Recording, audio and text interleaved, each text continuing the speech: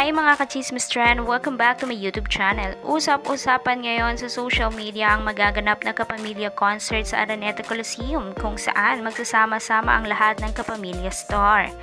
Excited naman ang fans ng Katniel kung saan umaasa sila na magkakasama muli at magpapakilig sila Catherine Bernardo at Daniel Padilla.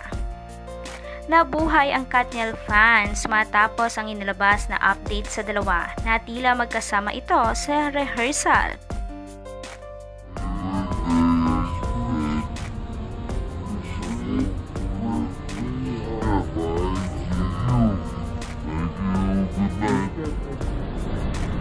Hi friend, it's your birthday surprise. Happy birthday friend. Thank you for everything. Kinumpirma ito ng isang netizen.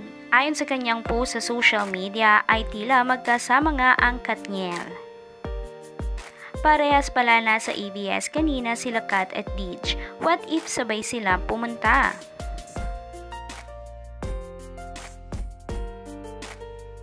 Nangangamoy comeback nga sa relasyon nila Daniel Padilla at Catherine Bernardo. Kahit marami nga ang naglabas ang revelasyon sa social media kaugnay sa kanilang tunay na dahilan ng kanilang hiwalayan. Ngunit niloloki lamang ng dalawa ang pag-aayos sa kanilang relasyon.